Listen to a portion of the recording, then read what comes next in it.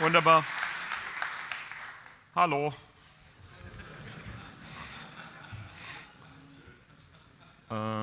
Moment.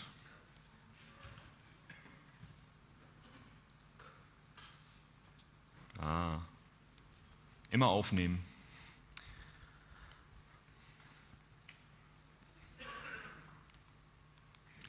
Hello. Thanks for being here. Thanks for being sober of sorts. I'm talking today about a thing that's very important to me, and that is fixing the mobile web. And the first thing when you say that is like, oh, there's no mobile web, there's only the web. And then like, oh, talk to clients for a change, or talk to people that come from native environment and go into the web, and they will not understand what you mean with what is the web. But I want to go more meta on this. I want to go more interestingly. I found a few things in my life lately that made me happy and that made me understand things much more. And one of them thing is that we all deserve beautiful things. And we all deserve them. And we rid ourselves of beautiful things for the sake of being faster, for the sake of having more, for the sake of being the one that has the thing that other people don't have, even if it's not finished yet. We've given up a lot on quality for quantity and a lot on quality for consumption and having the newest, coolest thing. At the talk that we saw yesterday, where we learned that if you have a correction facility for people, for criminals to go to, so that they don't go back into crime, and you make the place beautiful, then it is a correction facility and not a blame facility. People go there and come out with empowerment and basically feel better and feel that maybe I need to do a change in my life. And not just, yeah, I'm already a criminal, here's my gang colors, fuck you. So we learned that making things beautiful makes people better and makes people more empowered and makes people feel better about themselves as well. Now, the other day I watched James Bond Casino Royale, and it was still the first act, so Eva Green hasn't shown up on screen, so I still discovered things on the screen apart from her. And I realized that there is this wonderful polo shirt, and you might know where this is going. And in the Bond franchise, I've been looking a lot at these movies and a lot of the making of as well. Clothing was always a very important part. The character of Bond was defined by his clothing. He would not come out in the morning with like pajama pants and a t-shirt that's completely messed up. He would wake up in a tuxedo, which of course is pointless, but it made him the special person that he is. And Daniel Craig, I thought like, this polo shirt looks really, really cool. Now, I'm a geek. I have the internet. I have the power. I can do research. We research everything on the internet, and we're really good at that, like which house of Hogwarts did Gandalf go to before he became a Jedi, and things like that. And semicolons at the beginning, at the end of the sentence, and these kind of things. But I was like, where did that shirt come from? What is that shirt being made of, and who did it? And I thought, this is impossible to do. In the 80s, remember before the internet, you would not find out where that shirt came from. Did a research. It's a company actually in England that's called Sunspell, which has been established in 1860, which I was a bit fishy, because I lived in England for 13 years and I haven't had any Sunspell lasted than 24 hours so far. But they introduced the boxer short to England, which is quite an interesting tidbit as well. And I went in there and I saw the polo shirt, and I have it now. This is the polo shirt, the Riviera. And that's why I look like Daniel Craig. I mean, it's obvious.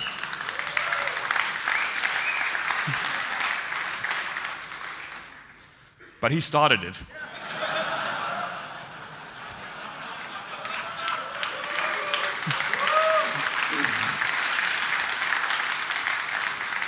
But back from the 90s crimes, back to Sunspell. The shop was actually 10 minutes away from the Mozilla office in London, and I've never seen it. It's in the middle of of Soho, of the gay center of Soho. And there's like these horrible sex shops next to it and really bad bars. And in the middle there's this really expensive clothing store. And I went in there, and you would expect them to have a massive cutout of Daniel Craig or me there saying like, hey, you could look like this. And nothing. Not a single line of like, this is what James Bond wears. Just, here is our clothes. All of them in very simple colors, all of them in all sizes that you want to have. The people working in there know their stuff. I tried the thing on, and when I bought it, they gave me an extra little button and a little sewing kit in case I'm on the road and I have to put the sewing thing as well. And they told me where the cloth came from, how it's been weaved, and all the things we geeks love that nobody else cares about. But they knew that I was somebody who was interested in that. And they were happy working in there. They weren't those broken down salespeople that you see in other shops. Yeah, that's the shit that you can buy here. They were like, whoa, I sell this stuff. This is pretty cool. And of course, then people like, we want someone to look like James Bond. And I was like, I felt bad, because I come from a family that wasn't rich. Like 80 pounds for a polo shirt, do I really want to do this? I wore this thing and it felt great, and I was like, this is, so I did it. And then of course, to get solace from people, I put myself on Twitter and said like, I just treated myself to a new polo shirt. And of course, the first answer on Twitter is like, what, 80 pounds, are you crazy? I can find something like that in Matalan for £4. Which of course brings me then to the thing what Twitter is about, which I call tweeting from the cross. If somebody attacks you, just go as far away as possible to something that they cannot possibly say something positive about and accuse them of doing it. So when he said like, £4 for a polo shirt, and I'm like, well, surely there's no child labor or sweatshops involved in that one. Because he cannot say, yeah, so what? Like, I won. Twitter is for winning, not for having conversations. And sadly, this is what happens. But I felt bad about this, and I emailed him, and he said, like, yeah, I understand it. And it's actually a thing that annoys me, that people think that something that is quick and fast and lots of it is as good as the other one. That we gave up on quality as soon as we can consume. And that comes from the 60s. I gave another talk about this. It's called the built-in obsolescence principle. In the 50s, people said in America, like, the only way we can save our economy is that people consume. So build things that break. Build things that actually break really quickly, so people have to buy new things so we can produce more. And in the 60s, then they went further and said, like, make things that look outdated within a few years so people buy another one and they feel bad for having the old one. And we do that in physical products all the time, in clothing, in fashion, in computers, in laptops, in mobile phones. And we start doing that with our code, and that annoys me. Because we should not. We should strive for quality. Because once I've started wearing nicer clothes, once I actually spent money and shipped all my old stuff to the charity shop because it didn't fit anyways, I found that there are so many benefits to that. It feels great to wear. It just feels good. You just go out of the house in the morning and like, hey, this feels good. And it's not a price thing, it's a quality thing. If you go outside and look at the Egon shirts that the guy has there's a few of them that has wonderful threads in them. And they feel really good to the touch. And you put them on, you're like, yes, this is a shirt I want to go out in. They also pack easily. A good cloth packs much smaller. And I travel all the time, so the less space I use in my suitcase, the better. And less space is good. You want to fold something together and carry it without breaking it. And a lot of things we do nowadays, we make smaller and then they don't work any longer, or they just come out completely messed up. It lasts longer without fading. Like a cheap shirt, you wash a few times and it gets gray and it gets darker gray and it gets blue and then it gets yellow and you don't know what that thing is any longer, and then you throw it away and buy a new one.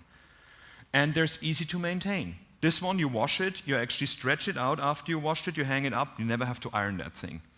And that's good, because I don't know how to iron, it's just a very, very strange thing. In short, it's something to be proud of. That's why the guys in that shop were standing there and they were excited about selling a thing. Not that the money came in, they actually showed me the cheaper one rather than the more expensive one and said, like, this is more you. And that's the kind of pride that I think we should have in everything that we do. If you're a designer, if you're a programmer, if you create a new kind of table, if you do everything, it's craftsmanship.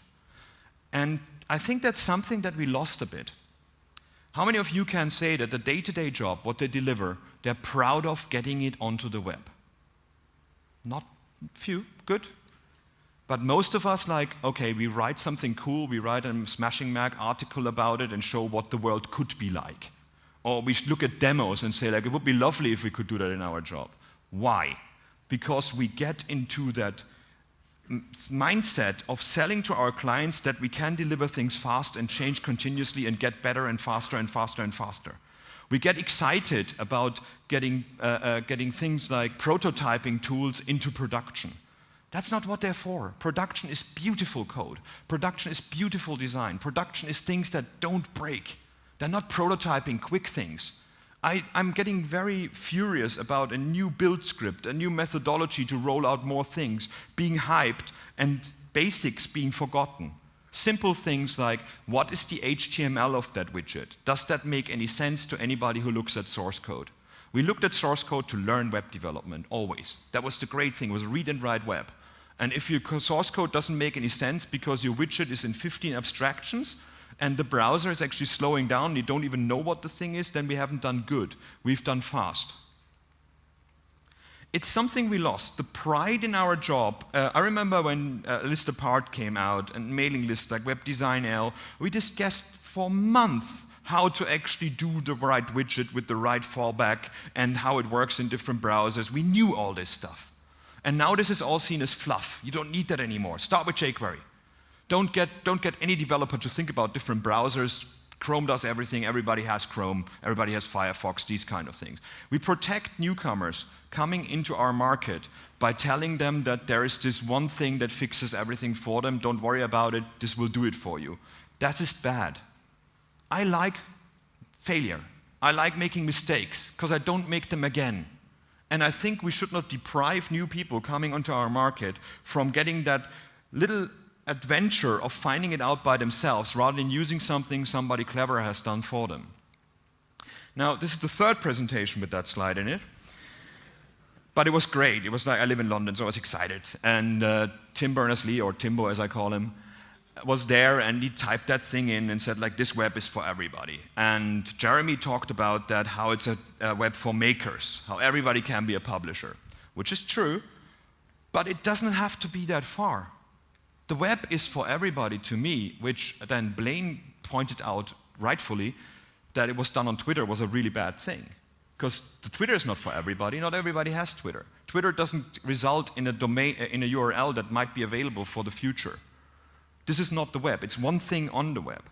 So the web for me is for everybody, independent of locality, independent of what computer you use, independent of what browser you use, independent of your ability. It's a mechanism to get stuff out into the world. And this is what we should be focusing on. Not like, is it the coolest, newest on this phone that I have right now? But we forget about this continuously. And just a quick note on becoming a publisher. Webmaker.org is a project by Mozilla where we put all the tools, curricula, wiki pages, a badge system for learning web development and being rewarded with badges with a full gamification system in there, all for free for you to use to teach people how to use the web. And this is what we should be doing. Web literacy, every government talks about we have to teach people how to code. I don't think so. We should teach everybody how to use computers and how to publish and how to do something on the web and do something and be a writer and a reader. And tablets and things like that turn us into consumers, and I think that's dangerous. Our craft is delivering flexibility. Every single time we make things that we suffer now for, like room booking systems, ticket systems, finance systems, it was because somebody wrote something for one single browser. Our job is to deliver for all browsers, not the same thing. A thing that works, a thing that is beautiful and easy to use. So old Internet Explorer gets some HTML and a bit of CSS, nothing else. And if you use an abstraction library to give everything to Internet Explorer 6, you also just signed a contract that you're going to spend the next 40 hours testing in Internet Explorer 6. Because otherwise you give people stuff that is broken. And I've written terrible code in 1997 that I'm not proud of, but it works in the newest browsers still. If your code now works on the latest nightly build of Firefox and only on that one, and in a year's time it doesn't work anymore, then we haven't evolved, we've devolved, we've gone back to these mistakes. Our job is to make the web flexible and get everybody involved.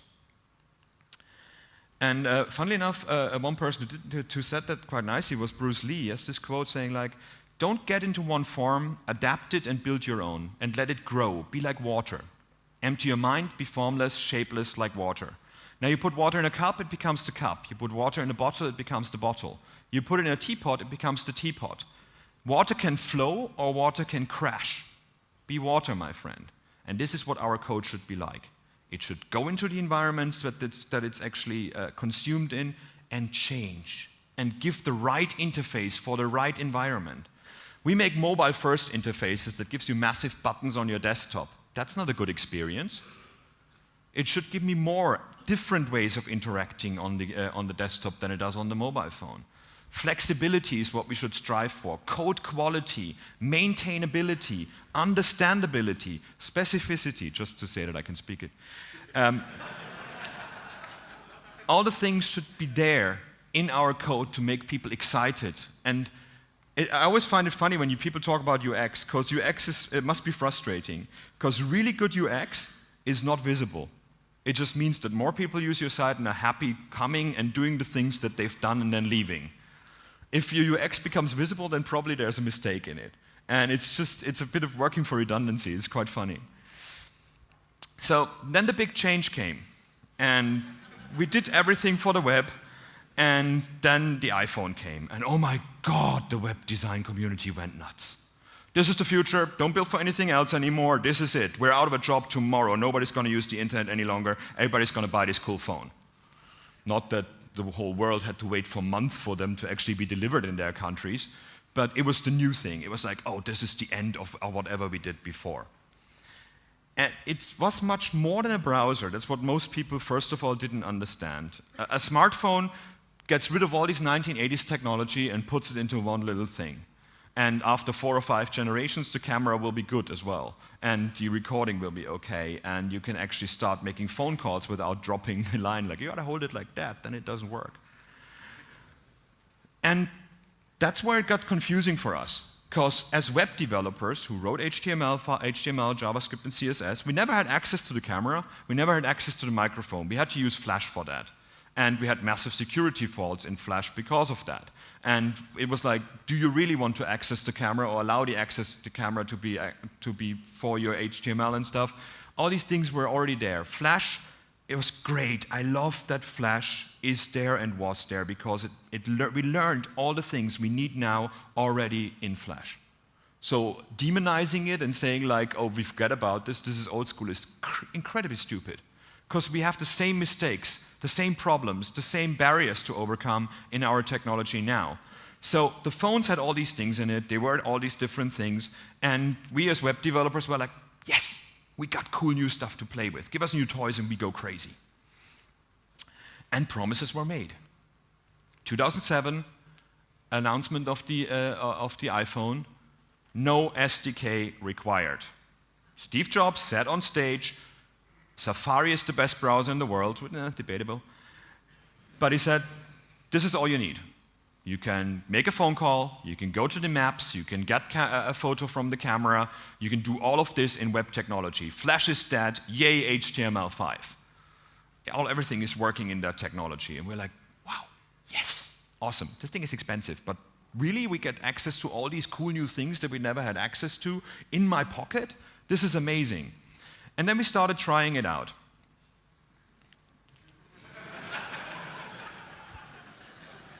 And we didn't get access to the camera. And we didn't get access to local storage, probably.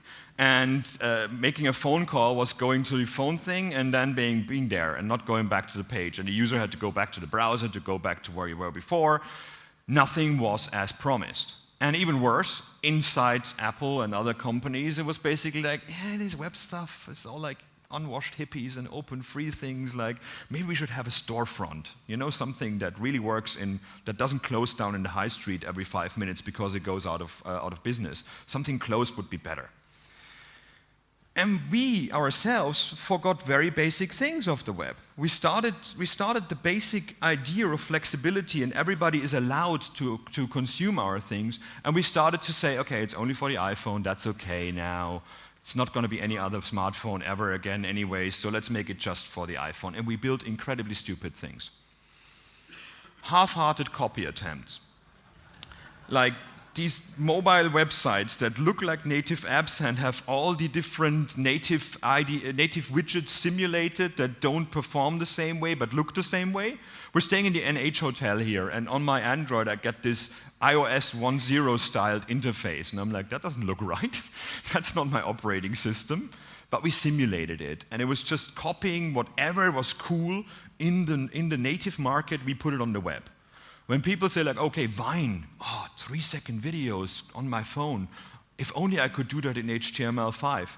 So what? Do it in HTML5. And whenever we copy things from native to the web, we make the right decision to try to make it work everywhere. But this always means it will not be as performant and as beautiful for that one environment, because it was tailor-made for that environment. You cannot match that if you build something more flexible. That's like putting a hovercraft in a Formula 1 race and wondering why it's slower than the other ones. But try to put the Formula 1 car into a river and then you see the difference. So we shouldn't copy what native is doing all the time, but come up with things that only the web can do and not native technology. And we built these inconvenient interfaces. This was flying back from the States last time. This is American Airlines, or as I call it, hell. Because for 8 hours, I was sitting like this. This is how much space there was. And you basically had a touch screen to watch the few movies that they offered you. And you had this remote control, which was a reminiscent from when they didn't have touch screens in there, which is good if the touch screen doesn't work because kids threw up on them or something, whatever happens on planes, you can still use the buttons. But the remote was here. So every time I put my arm down, I changed the channel. Okay, take the remote out, drop it on the side so the flight attendant falls over it, that's okay. And then I had this pit in my armpit, and basically I couldn't put anything in there. So I had to basically take my t-shirt and roll it up and put it in there so I was able to use that $2,400 flight. Really? That's the interface that you think is good for that? Instead of putting this thing on the outside, where you only need it on demand, and have a normal like padded thing where I can put my arm, we just put it in there to save space. We do the same things. Like, oh yeah, let's make a minified widget that it's only 3K to do that little animation that we could do in 2 lines of code. Airport in Barcelona. This is the login system if you open it up on your Firefox, on your Android device. Optimized for iPhone 1, I don't speak Spanish that much, so I just Entra sounded good.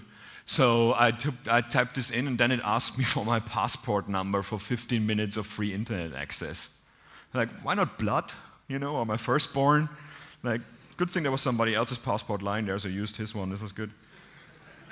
But this is not fun, this is not good, this is not an interface, this is stupid. Copy and paste hotfixes. I keep telling people, code that goes on the web and is a demo in your articles, in your examples, in your style guides, should be the best frigging code you ever write in your life. People take that stuff and copy and paste it out of context. They don't want to read your information, they just want to get your code.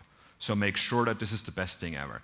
This is a blog that I like, called, Retronaut, like old stories of like what happened in the 70s and things like that. And I found this link to this capsule. It's a blog, it's a permalink. Links, yay, they make the web work. You click on this link, you get a little pop-up styled that has the link in it that is not linked to anything. What is this interface for? I don't know. But then I looked at the source code as I got the power, used the source. And I found that there was an HTML, a proper link in there before, a span class of bold, of course, but fair enough. And it got commented out. So something broke. Somebody did not know how to do an event handler or like whatever happened. And then they replaced it with an iClass icon link. First of all, what? And a link with an ID on it, data title, data trigger, data placement, data HTML, data content with the URL in it and link to this capsule. So we reinvented the internet in a broken environment. Well done. Because we learned about data attributes somewhere. So with JavaScript, that probably works in some environment, or just does this, which means nothing. But it's just somebody learned HTML5 data attributes. Otherwise, you're outdated. Like, use data attributes for everything. That's awesome. You can read it again in JavaScript. I was like, I don't know what's going on there, but you see these things all the time where people use like 12 widgets on the page and just copy and paste without thinking about it. And There goes your data plan. Toshiba, the other day, thought like, hey, it's a good idea to sell me a new laptop, and has this Kira website, which clocks down at 21.8 megabyte in 556 requests. It's as if we never did any presentation or open documentation or books on performance ever. It's like, how do these things happen still? There's so many things going on, and this one actually does nothing until everything is loaded. It's not even these wonderful like loading screens we had in Flash. It just does nothing. I was just then, okay, 5 minutes later, oh, this is what it does. It looks ugly and it's really bad. And this goes even further. We have this wonderful thing called a door slam right now, where companies tell us to, oh, the web is shit, so you probably have this cool phone. Why don't you want to install the app of our website? Because you obviously don't have 320 apps that you forgot already on your phone. And you want to go once to our website, so 25 megabyte download is something that you can do for us, right? It's wonderful when injury gets to insult as well, like in LinkedIn's case. LinkedIn just pronounced that HTML5 is not good enough, that's why they have to go native, and they redirect you when you come from a LinkedIn email to the mobile touch.linkedin.com, which is optimized for a tablet. So the download button to get the app is somewhere here. And I can't scroll it. So all I get is a fourth of a Nexus 4 or whatever that is, and that's basically it, and I'm stuck. So like, at least put the button on the top then or something like that. But this is a practice that we get continuously right now. More and more websites do that. And it just drives me crazy because it's such a step back. Remember pop-ups? Remember why we put pop-up blockers in the browsers? Because people don't want them. And people don't want to be told to download an app when they put the effort of clicking on a link or typing in a URL. But this is a new practice because basically we told people we can't do that in HTML. HTML doesn't do that. Instead of just making a thing that works, that is beautiful, and put effort into it, and say like, I could deliver that in a day, but give me 5 days and I give you something good. I want to deliver something I'm proud of. Now, this is a lot of fail. A lot of like, oh my God, everything is wrong. And failure is terrible, but failure is a good thing because we can start anew. Everybody knows who that man is. This is Mr. Tippett. He is big in movie special effects. And his first billing in movies was actually a massive, massive failure. Because the first movie that he worked on was Jurassic Park. And if you watch the movie and you finish the movie, the end credits basically say that he was the dinosaur supervisor. And the dinosaurs ran all over the place and killed people. There were dinosaurs in the kitchen. That's not even dangerous, just unsanitary. He really was a bad dinosaur minder. But he became successful, and the movie was more interesting because he failed to stop them from eating people. Otherwise, the movie would have been a bit boring, really. But it shows that if you put effort in, something comes out of it. So I'm here now to give you a new hope, to fill in the last Star Wars reference now. I'm going to talk about Firefox OS. This is not Firefox OS. This is a phone that runs Firefox OS. This is a test phone that you can buy for 90 euros to start playing with it. You don't need it. There's a simulator in the browser as well. Firefox OS, to me, when I started at Mozilla 2 years ago, was an empty repository and an idea. Now we have 18 mobile partners, 4 hardware partners. July 1st is the first launch, or in the first country. 8 launch countries where people will get these phones. And this never happened before. In the mobile space, this never happened before, that an open source player working on open source technology got that many partners to actually start with. Everybody else said, that will never work. Like, remember WebOS? Remember like some of the other things? To me, Firefox OS is the mobile platform that HTML5 deserves. I mean, Steve Jobs hasn't asked us, but we wanted to fulfill that thing that he promised. No SDK. Web technology is good enough to build great solutions, flexible solutions, things that work everywhere. And it's good for that, and it should get the rights to getting to the hardware that it doesn't get in any other platform. We always have to go through conversions like Cordova and things like that to access the camera, to access the accelerometer.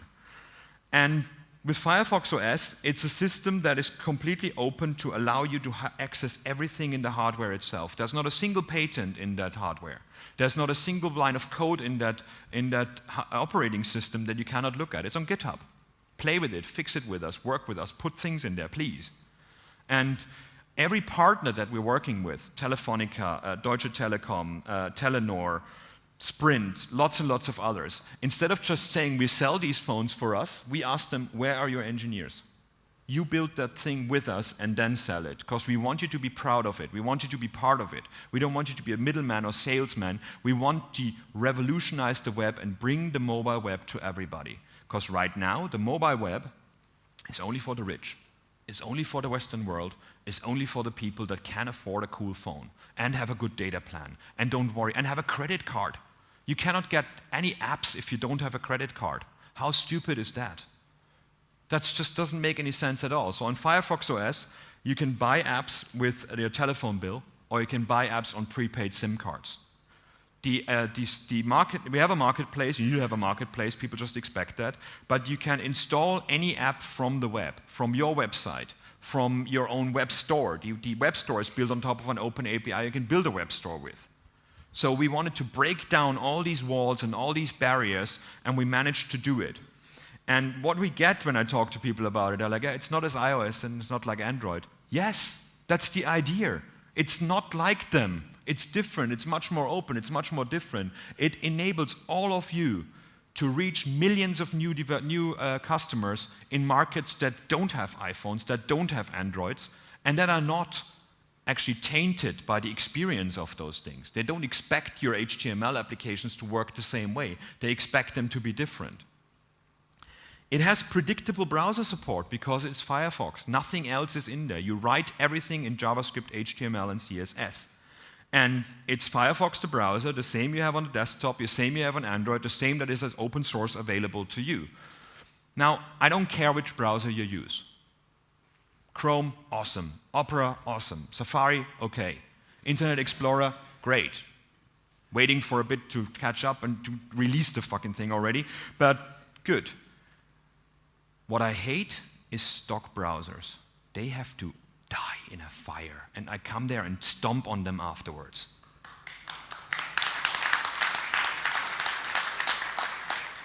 Hardwiring a browser to hardware, making them dependent on a different operating system, is the most idiotic thing you can do. It's making people outdated, making them vulnerable to security attacks because they're not allowed to get the newest and coolest software out there.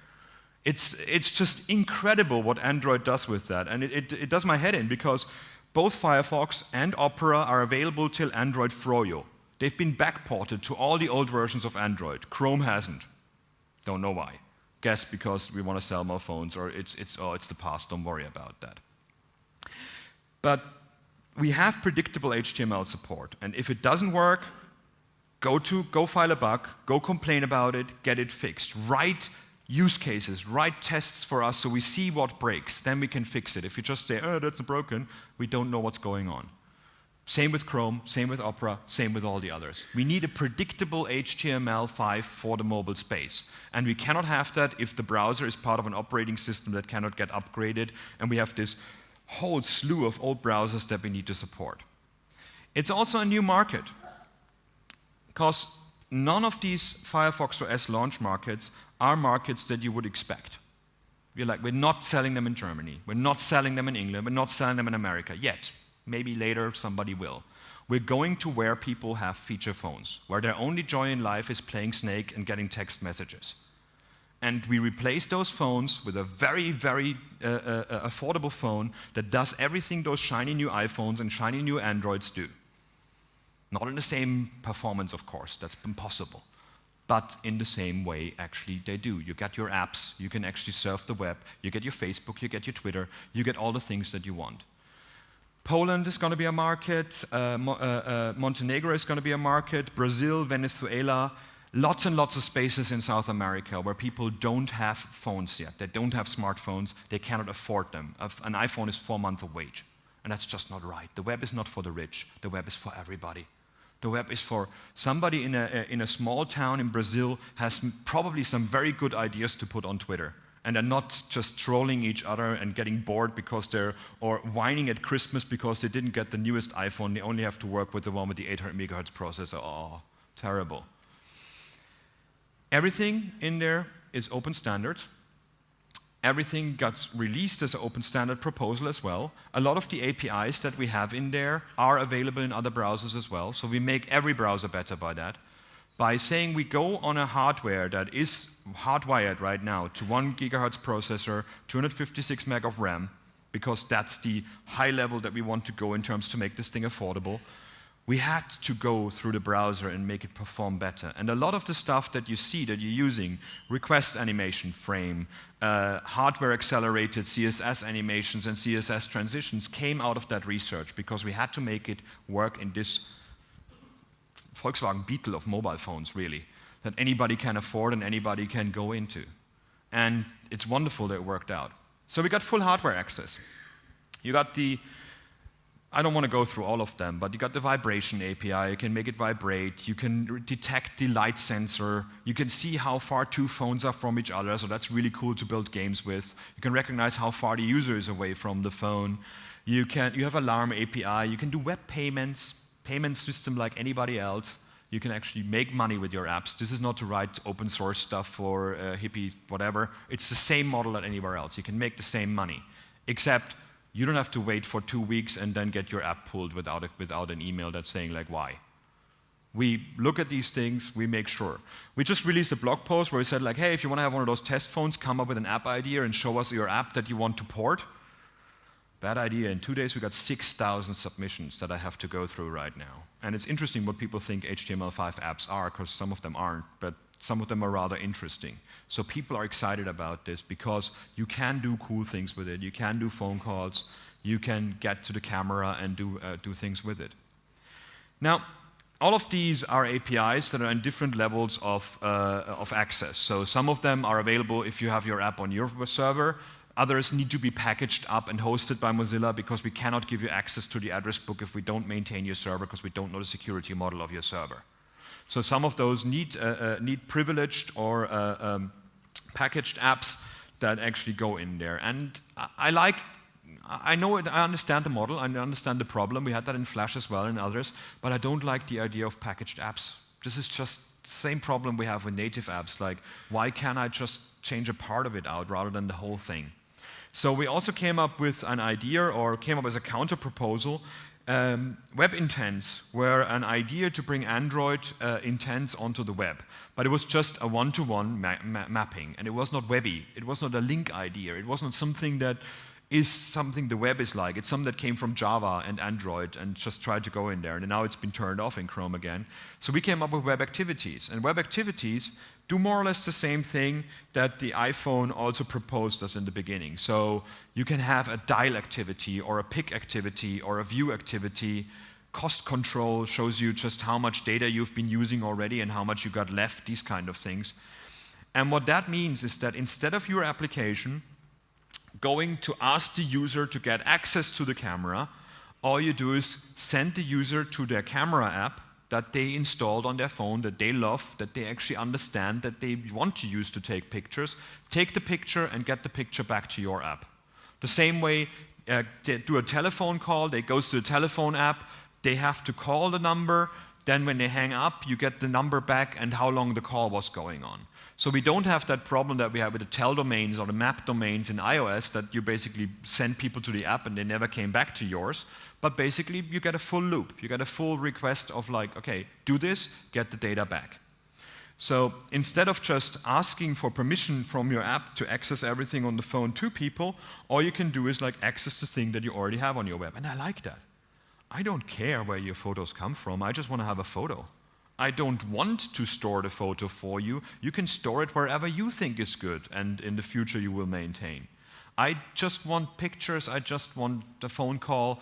It's up to you what to do with it. I don't want to authenticate on your behalf because this is how Twitter gets hacked every single month or so.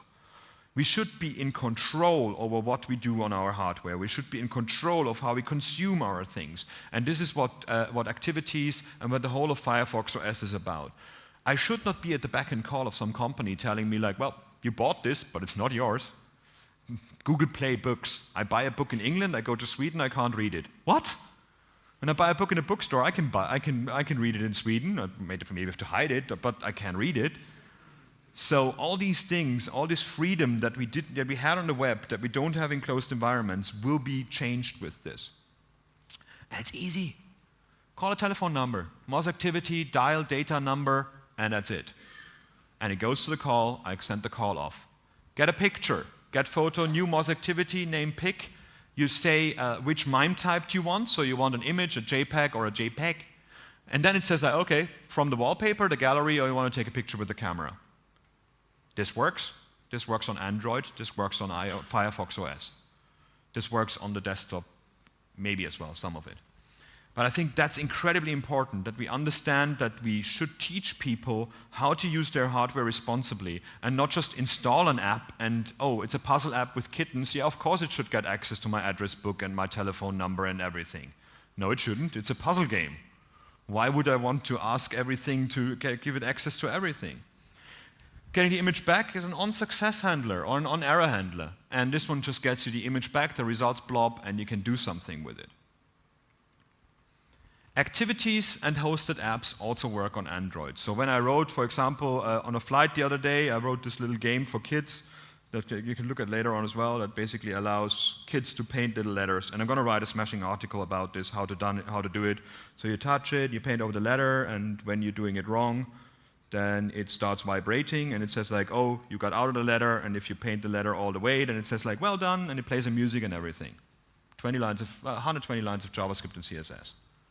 Did I have to download an SDK for that? No. Did I have to pay $100 to be allowed to write my first app? No.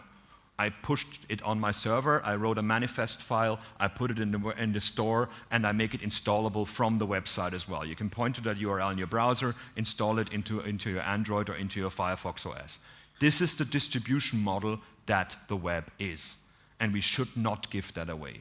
That is the thing we're proud of. That's the thing that we got excited about, connecting to the FTP for the first time and putting our HTML up there. This should not be taken away from us.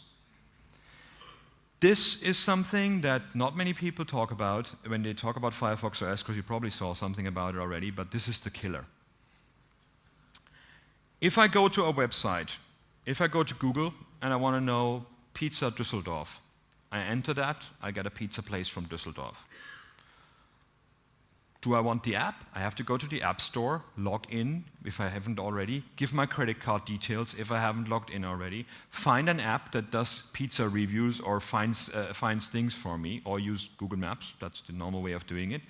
Install that app, enter Düsseldorf Pizza again, and find an app to install, go through the install process, hate the interface, uninstall it, go to the next one, hate the interface, uninstall it, my data plan is done, I'm still hungry. Websites are there to be just found, used, discarded. That's great. Like, hey, if people don't want to stay around, fine. At least you found what you needed. But you don't need to actually keep my website for me. So when you swipe to the right on a Firefox OS device, or in Firefox in the simulator, you get a search. That's the same as you get in like iOS or Android. But this search is not only the apps on your device. These are apps on the web. So I enter Linkin Park, for example, as a band, and I get a picture of the band, and I get YouTube, Grooveshark, Wikipedia. I can then click on Grooveshark, see the interface of Grooveshark. This is the mobile interface of Grooveshark. Listen to a song, like it, long click it, install it, or hate it, discard it. I don't have to download megs and megs of data. I can go to Amazon, it automatically puts the LinkedIn search through. I can go to Songkick, it automatically puts the Linkin Park search too. I can enter Skyfall, it realizes it's a movie title, it gives me movie apps. It gives me like tickets, it gives me reviews. I can enter all kind of things, like Ghostbusters, or when you mistyped it as well, quite fun. Type on Ghostbusters, find another movie here as well. So we're bringing the use case to the app, not the app to the use case. Right now you write an app and then you have to pay posters, advertising, and AdWords to get people to know the name of your app. Why? The use case should talk to your app. You should be the first one to show up. I can enter chicken and I find Yelp and OpenTable and these kind of things. So we brought the web search functionality into an app search rather than just installing apps and then having to try them out. It's a try before you buy of every app. And for you all, this means if you have an HTML5 mobile optimized page, it becomes the advertising for your app. And how cool is that? You don't have to pay magazines to print the name of your app. It can be found. So it's time to brush up your mobile sites. It's time to clean them up and not make them iOS only, and make them, put some text in there so we can index them, put a manifest file there so we know it's a web app, and then you can install it. This is the web. We don't make mistakes. We make happy accidents. We randomly put things together for the last 10 years and they worked out somehow. And now we have a chance to make the HTML5 efforts that we put in the last 5 years and got continuously disappointed by native platforms as an HTML5 developer to make it worthwhile to get to a new market that is hungry for new stuff and is not tainted by, oh, I'm so bored with Angry Birds, I need to have a faster game right now. These people want new things, want to have the web on their phones. And this is going to be, for a lot of people, the first time they use the internet.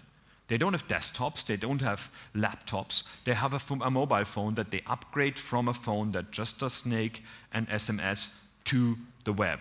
And you could be the people to deliver the first very delightful, beautiful experiences for a lot of people that just start out on the web and not are already bored with it and complain about it all the time. Our craft is flexibility. These are all the devices that you have to support with your stuff. And you cannot do that with a fixed environment, with a fixed design, with a fixed font size. Brad Frost is going to show you the future later. He's going to show you, where is he? He showed me a tool yesterday that he's building that will allow you to do this and explain it to clients why it's important. Flexibility is what you go for, and you will have a job in 20 years, and you will be happy on the web, and you will be proud of what you build, and not just playing catch up with native things that you cannot do anyways. So go out and build beautiful things. Build new things. Break barriers. Give me interfaces that cannot be done in native environments. Give me flexible interfaces that make wonderful things. Now, it's a stretch to say that German is a beautiful language. But it is a meaningful language. And there's a wonderful saying that I find a hard time translating, so I'm just using it in German. And it says, Tradition ist nicht das Anbeten der Asche, sondern die Weitergabe der Glut. Instead of complaining that 30 million websites that were shit got shut down, we should bring the spark that made us interested, that got us onto the web, to the next generation of developers, the next generation of makers, the next generation of clients that are not idiots about the web, but actually want to work with us instead of just them, us for them, and hating them. And that's all I have. Thank you very much.